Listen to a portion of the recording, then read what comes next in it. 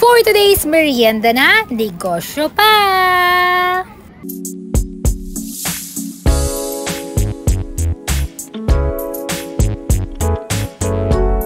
So, for today's video guys, ay ituturo ko sa inyo kung paano ako magluto ng cheesy chicken empanada. So, mag-aadobo muna tayo ng manok.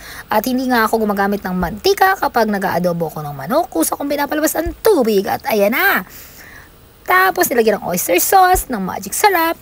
And pagkatapos, inulam namin sa lunch. And yung sabaw nito guys, yun ang panluluto ko sa kalabasa na toppings nung chicken empanada. So, wala talagang ka-chicken-chicken yan. Yung lasa lang ng chicken ang ihahalo natin sa ating kalabasa. Ayan. So, hindi na natin ito titimplahan. Lalagyan lang natin uli siya ng oyster sauce. And, ayun, yung sugar. Yun lang ang pinantimpla ko dito. Tapos, yan. Toyo. Yung toyo ng adobo, yun na yung pinaka-toyo niya. So, pakuluin lang natin. And then, pag kumulo na, ilagay sa tabi. Gamit nga pala natin ang induction cooker ng Mamacita. Ay, touch mama pala. Tapos yung oyster sauce Mamacita. Ayan na nga at nagtakal na nga tayo ng harina.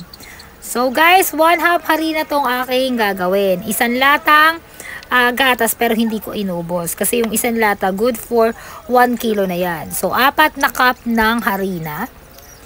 And mga 2 cups ng gatas. Lagyan mo na rin siya ng baking soda. Or baking powder. Konti lang. Tapos asin. And lagyan natin ng margarine. Ako tansya-tansya lang ako pag naglagay ako ng margarine. Isang itlog. Lagyan natin ng isang itlog. Mag-ingat kayo sa pagbasag ng itlog kasi minsan pag nagbabasag tayo ng itlog, bugok. Tapos ayan na. Ayan, himayin lang natin, halu-haluin, hilutin, masa-masahin. Ayan, huwag ka maglalagay ng tubig. Ayan, kapag nahalo mo na't lahat, ayan, sige, ikot-ikot, hilain, pisil-pisilin. Ayan, kapag nahalo mo na bestie ko, ayan, takpan ng mga ilang minuto, kahit 5 to 10 minutes, okay na yan.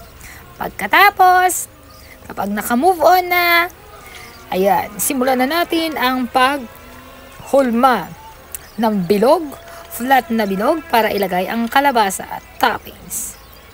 Ayan. So ito guys, ang pinaluto ko lang dito ay sabaw lang nung adobong chicken. Kaya siya naging cheesy chicken empanada. Ngayon ko lang pala ito ginawa guys. Naisipan ko lang lagyan ng cheese. Hindi yun, cheese powder ang ginamit natin. Kaya ito ang bago nating invento mga nanay. Ang cheesy chicken empanada. Ayan. Maganda to kasi gulay. Pampalinaw ng mata. Sa nanlalabong mata ng mga anak natin na nabubulagan sa love life. Ayan. Pagkatapos, prituhin. Ayan. Pindot-pindutin nga pala natin ng panlock natin yung tinidor. And then, ilagay sa kawa. And then, prituhin.